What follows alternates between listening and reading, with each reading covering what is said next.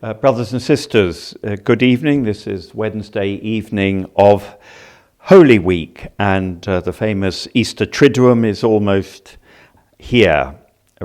Begins tomorrow evening. And this year's celebrations, as we all know, will be like nothing else. So I thought it might, please God, be helpful just to make some suggestions as to how, from our homes, we might be able to pray during these days of the Triduum. Now, actually, just a quick little thing on that word, because Triduum, it means a period of 3 days. But then if you sat down and think, well, we do something on Thursday, we do something on Friday, we do something on Saturday, and we do something on Sunday, and that makes 4 days. So how can 4 equal 3? Well, the answer is that we compute this in the Jewish way by beginning the day in the evening, as Jesus himself would have done at this time, all through his life indeed. So the Thursday evening, Maundy Thursday, is, as it were, Friday Eve, the eve of Friday. We have that, and so that gives you your 3 days, and you can feel mathematically responsible as you go into this. Just some suggestions. Now, I'm not going to talk about live streaming because, it's all there, and those of you who are into it will be into it, and those of you who aren't won't be. But there'll be many opportunities, both in the diocese and out with the diocese, even from Rome and elsewhere in the world, to watch the great celebrations of Maundy Thursday, Good Friday, the Vigil, and then Easter Sunday morning. So I won't dwell on that. I won't talk. It would be very good to talk about spiritual communion. I won't talk about that, or about how we ask forgiveness for our sins and express sorrow for our sins, act of contrition, and all of that. I won't dwell on that. I won't even, except just to mention it in passing, remind you that Friday, of course, Good Friday, is a day of fast and abstinence. So there's a way of taking part at home in this celebration. But the Triduum is more than just its highlights. It is a whole. It's one thing. It's our Passover. Remember how in the Gospel of John, Jesus says, knowing that his hour had come to pass from this world to the Father. That includes his suffering, his death, his burial, his resurrection, his ascension. One movement, one thing, one great arc, one bow in the sky, one act of redemption. And so the Triduum is one sacred time, these 3-4 days, or if you like, it's a sacred space with its own ecosphere. Okay, so here are what I hope will be useful suggestions. Not to take up all of them, but here's a surprising thing. Number 1, get a piece of paper and make a list. Okay, make a list. Make a list of all the people you want to take with you in your mind and in your heart in these holy days. People you wish you could be physically with, people dear to you, people perhaps you're not fully at peace with, enemies even, or people you just wish to receive the grace of Easter. If it was possible to go to Easter, they probably wouldn't go near it, but you would hope, you can carry them in your heart, hoping that they will be part of it. So we can think of ourselves as going up to Jerusalem with Jesus, but Jesus didn't go alone. Jesus went with his disciples. Many disciples were following him. His mother was there. Other members of his family were there. And so it's just a thought to prepare ourselves to sit down and think, who do I want to take with? Especially, when so many people are suffering at this present time, so many people left behind, but friends, family, colleagues, connections, and then, as I say, all those affected by this virus. But make a list, simple thing. And there you have that for those days. Well, then there's the story, isn't there? The story of our Lord's Passion and resurrection. And it's a great story. It has a power of its own. It's read, as we know, on Palm Sunday, and then read again, always according to the Gospel of John, on Good Friday. And, for myself, if I'm looking for a Holy Week devotion or a Triduum devotion, I can't find anything better than just remembering this story, going through this story again, taking time for it. Each Gospel has its own unique angle, but there is a sequence, there's a common sequence. The upper room, the Gethsemane, the arrest of Jesus, the trial before Caiaphas and the Jewish authorities, then the handing over to Pilate, the condemnation, what happens on the way to Golgotha, the time, the 3 hours on the cross, the burial, and so on. There's a story there, and we can just sort of go over it step by step.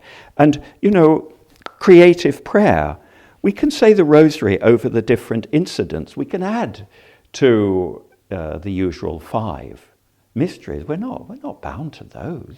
We can think of other episodes in the story, and if we want to be with Mary in them, that's it. But here's a thought, that to ask yourself, thinking over this story, what's the incident? Or is there an incident? Is there one episode, one event? Think of, say, the denial of Peter and then his change of heart. Is there something that Jesus said, one of the 7 last words from the cross or something? Is there something that really grabs you, that moves you, and that makes you grateful to Christ for undergoing all this for our sake?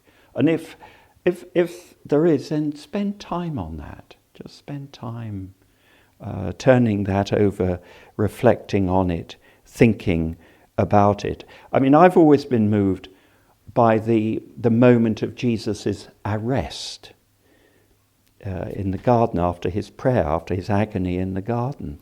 There you are among the olive trees at Gethsemane, ill met by moonlight, as the phrase goes, these people coming to arrest him, led by Judas, or torches in the dark. You can imagine it, and there's a sort of scuffle when Peter draws his sword. But this is the moment Jesus loses his physical freedom, and it's the moment he refuses violence and follows his Father's will. And think back. Police states, how many police states we've had over the last 100 years or so. And the fatal knock at midnight, on the door, and there are the police, and they take you away, and you sort of disappear mysteriously. So Jesus sharing the experience of so many in recent years, and they sharing the experience of Jesus. But there it is, or fix on a character. Dwell on him or her. Look at the story through Mary's eyes or through John's eyes or whatever, but find a thread and follow it through. Well, now, here's another suggestion. A couple of the Gospels mention a little thing is easily missed, that at the end of the Last Supper, it says, when they had sung a hymn, they went out. They went to Gethsemane, to the Mount of Olives. Jesus and his disciples sang a hymn. Now, we don't think of Jesus singing. Was he a bass? Was he a baritone? Was he a tenor? What was him? What was it? What would it have been like to hear him and the disciples singing? Could you have made a CD of it, or whatever? But it's remarkable just to think of Jesus sang, because he was a Jew. Now, then you ask, well, what did he sing? Well, what was this hymn? that they were singing? Well, we actually know the answer to that. We know the answer. Because the Jews still do sing a hymn. It's not exactly what we would call a hymn, at the end of the Passover. And it would have been the same in Jesus' time. It is Psalms 113 to 118. That's in, if you look them up in the Bible, that's the numbers you'll find them under. In the liturgy, they're 112 to 117. That's all dreadfully complicated, but there it is. So the first one begins, "Praise, O servants of the Lord, praise the name of the Lord." I find it very moving to think Jesus about to go to Gethsemane, right, to enter into his passion. What is he doing? He's singing psalms with his friends. And then go and look at those psalms. And it's remarkable what they are. They were filling Jesus' heart and mind at this momentous I'm going to say momentous moment. I shouldn't say that, should I? You know what I mean. That at this moment, they are filling his heart. He was praying and singing those psalms. And they take us into the prayer of Jesus. They take us inside him. Well, all I can say is a friend of mine, they are saying, and I'm trying to do the same myself, just to say those psalms each day of Holy Week. Doesn't take long. They're 6. They're not huge. You can just say them and think of Jesus singing them. Think of him praying them. And that what is the last one is the great psalm we use on Easter Day and all through Easter. "This is the day the Lord has made. Let us rejoice in it and be glad. The stone that the builders rejected has become the cornerstone. The Lord's right hand has triumphed. His right hand raised me up. The Lord's right hand has triumphed."